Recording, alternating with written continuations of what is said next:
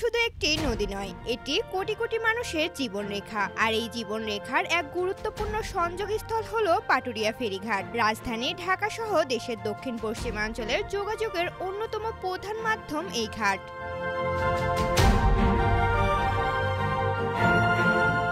দিনরাত ব্যস্ত এই ফেরিঘাটকে কেন্দ্র করে জীবিকা নির্বাহ করে আসছে অসংখ্য মানুষ। তাদের জীবন কেমন? পদ্মার ঢেউয়ের মতোই কি তাদের জীবন প্রতিনিয়ত দোলে? আজ আমরা পৌঁছে গিয়েছিলাম সেই মানুষগুলোর কাছে, যারা এই ফেরিঘাটকে কেন্দ্র করেই তাদের স্বপ্ন বনে। ভোরের আলো ফোটার আগে থেকেই পাটুরিয়া ফেরিঘাটে শুরু হয় কর্মযজ্ঞ। নদীর ওপার থেকে আসা মানুষের পদভারে মুখরিত হয়ে ওঠে ঘাট। কেউ ছুটছেন জীবিকার সন্ধানে, কেউ অথবা আপনজনের কাছে। আর এই যাত্রাকে নির্বিঘ্ন করতে দিনরাত অক্লান্ত পরিশ্রম করে চলেছেন এখানকার শ্রমিক ও কর্মচারীরা।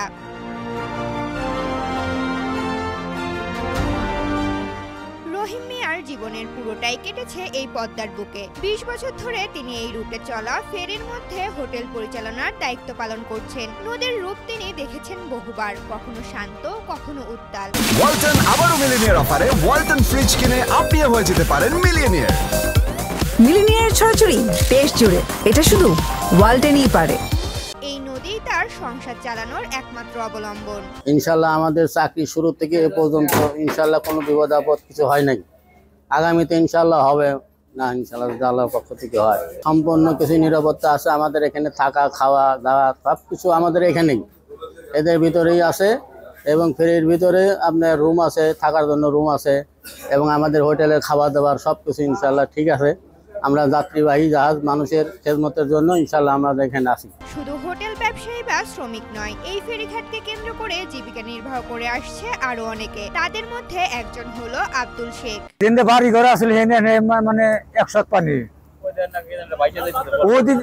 ওদিকে বহুত বাড়ি ঘর ছিল। হাটের ব্যবসাতে আমরা শেষ, ব্রিজ হয়েছে আর গরিব মানুষ শেষ, আমরা শেষ একবারে। নদী ভাঙন এখানকার মানুষের জীবনের এক চিরন্তন আতঙ্ক।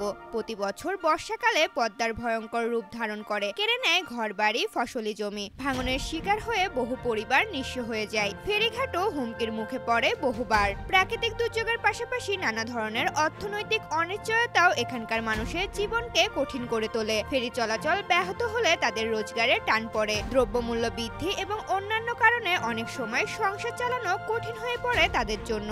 এত প্রতিকূলতা সত্ত্বেও এখানকার মানুষ জীবন যুদ্ধে হার মানে না। তারা প্রতিদিন নতুন করে স্বপ্ন দেখে, বাঁচার জন্য লড়াই করে। পদ্মার ঢেউয়ের মতোই তাদের জীবনও বয়ে চলে, কখনো শান্ত বা কখনো উত্তাল হয়ে, কিন্তু থেমে থাকে না কখনোই। বিয়ে বাচ্চা নাচাই, তারপরে বিয়ে বাড়ি যায় ডান্স করি, ঘাটে আসি কালেকশন করি। এই ঘাটে আমার 4 বছর, 10-এর কাছ থেকে নিয়ে খাই, ভয় লাগবে কেন। এই ফেরিঘাট শুধু একটি পারাপারের স্থান নয়, এটি বহু মানুষের আশা ভরসার কেন্দ্রবিন্দু। তাদের জীবন গাথা পদ্মার কলধ্বনির মতোই বহমান।